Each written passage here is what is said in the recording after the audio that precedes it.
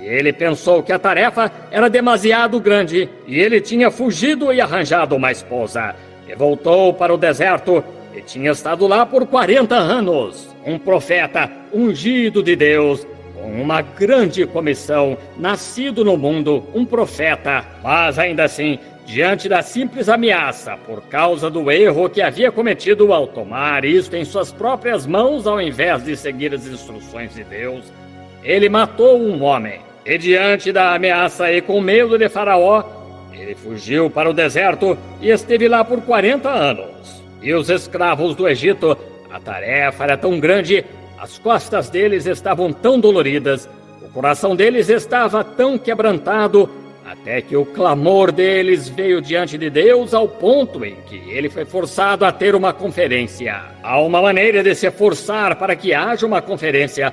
Você pode fazer isso em sua própria vida, um acerto de contas. As cargas do povo e os clamores eram tão grandes que Deus teve de ser forçado a convocar uma conferência. Quando Deus toma uma decisão, tem que ser daquela maneira. Assim, ele já tinha, antes da fundação do mundo, tinha colocado um homem no livro da vida do Cordeiro, para o propósito de libertar aquele povo. Todas as coisas foram pré-planejadas por Deus. O nome daquele homem era Moisés, seu servo. Assim, antes da fundação do mundo, Moisés foi escolhido para libertar o povo. E Moisés tinha falhado para com Deus. Isso devia nos dar confiança e coragem. Nós que temos falhado para com Deus, nós ainda temos esperanças. Nós falhamos para com Ele como igreja. Nós falhamos para com Ele como povo. Mas convoquemos uma conferência. Conversemos sobre o assunto com Ele. Vejamos o que Ele nos dirá. Vejamos a que decisão nós vamos chegar. E o homem de Deus tinha falhado. E Deus teve que marcar uma conferência. Ele não poderia usar nenhum outro. Ele tinha selecionado Moisés. Assim ele foi até o deserto, algum lugar remoto do deserto, perto de Sinai. E ele selecionou o topo de uma montanha e uma sarça, um certo lugar. Ele pensou: trarei Moisés até aqui.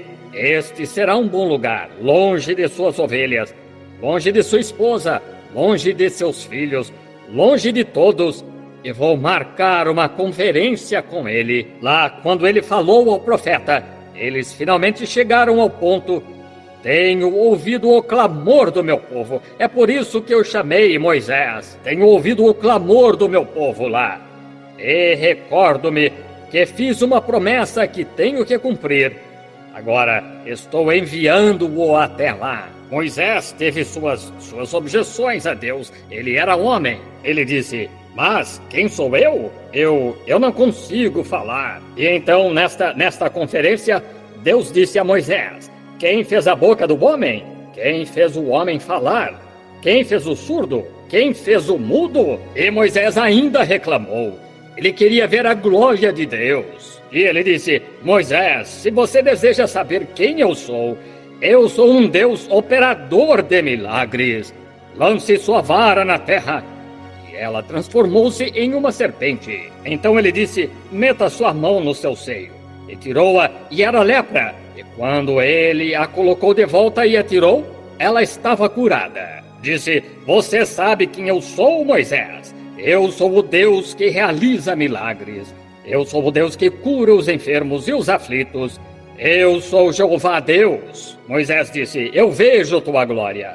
Uma coisa mais eu quero saber antes que esta conferência seja encerrada.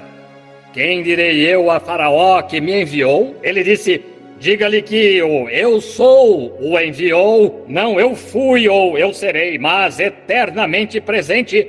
O mesmo ontem, hoje e eternamente. Eu sou é tempo presente agora. Isto inclui o futuro, o presente e o passado.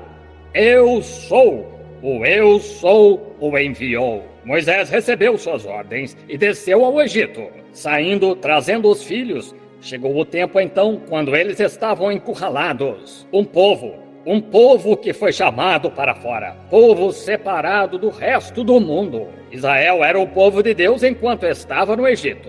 Uma vez fora do Egito, eles eram a igreja de Deus. A palavra chamados para fora, ou igreja, significa chamados para fora. Assim, eles haviam sido chamados para fora do resto do mundo. E eles são a igreja. Isso é que é, esta manhã, aqueles que foram chamados para fora do mundo. Não importa a etiqueta denominacional que tenham sobre si. Se foram chamados para fora, eles estão separados para Deus e são membros de sua grande igreja. Assim que essas pessoas tinham se separado ao oferecer o sangue do Cordeiro e ao aplicar o sangue sobre a verga da porta. E isso foi aplicado com hisopo. Olhe, quero que você repare em algo aqui. É tão surpreendente. Moisés ordenou que eles tomassem hisopo e embebessem isto com o sangue do cordeiro e o espalhassem sobre a porta. O sangue, lógico, representava o sangue de Cristo. O hisopo era erva daninha comum, podia ser encontrado em qualquer lugar. Apenas apanhar uma mão cheia de erva daninha. Isto mostra que o sangue é tão simples de aplicar. As ervas daninhas representavam fé, apenas fé em Deus. Você não tem que ir a mais nenhum lugar. Apenas tome a fé de Deus e aplique o sangue ao seu coração. Diga, eu estou separado das coisas do mundo porque, pela fé, eu aplico o sangue ao meu caso esta manhã. Serei curado porque eu aplico o sangue sobre a verga do meu coração. Nunca deixarei a dúvida golpear-me novamente, porque vou proteger-me aplicando o sangue de Jesus. Pela fé, meu hisopo, sobre minha porta, e nenhum inimigo entrará. Nunca mais vou descrer da palavra de Deus. Isso é o quanto isto é simples. Eles estavam em sua marcha depois de terem sido separados de um povo que foi chamado para fora. E eles vieram até o Mar Vermelho e eles tiveram que mandar parar. Eles não podiam atravessar. O grande general Josué teve que levantar sua mão e soar a trombeta que, parem, interrompam a marcha, há um obstáculo diante de nós. Temos as montanhas de ambos os lados, estamos aqui embaixo em um vale, e temos que parar. E sempre que aquela igreja para, é aí quando Satanás prevalece. Tem que mover-se constante e rapidamente, marchando para Sião. Não permita que a igreja do Deus vivente alguma vez seja culpada de parar. Assim que eles pararam e disseram, qual é o problema aqui? Então logo eles pararam e armaram suas tendas e começaram a descansar um pouco.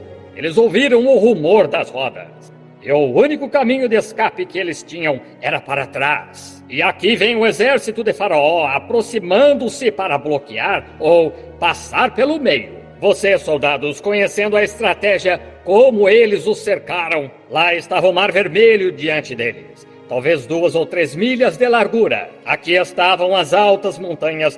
Eles não podiam escalá-las. Eles seriam como ovelhas espalhadas por lá. Um alvo para todos os arqueiros. E atrás deles, porque tinham parado, vinha o inimigo. Isto mostra, amigos, que até mesmo hoje, na marcha para a Terra Prometida, o inimigo está a uma distância de apenas 1 ou 2 saltos atrás de nós. Não podemos parar neste reavivamento. Isto não pode ser uma ordem de parada. Simplesmente continuem avançando. Prossigam. Vocês tiveram a presença do Espírito Santo com vocês anteontem à noite e ontem à noite. Agora, movam-se continuamente para dentro daquilo. Não deem ordem de parar, porque o inimigo está logo atrás de vocês. Então logo deram ordem de parar, e o exército de Faraó foi visto vindo à distância. O rugido das rodas dos carros e a poeira levantando-se e os gritos dos soldados. Que hora difícil! Isto quase fez o povo agitar-se. Mas havia um entre eles que sabia não haver motivo para estar perturbado. Ele tinha tido conferências antes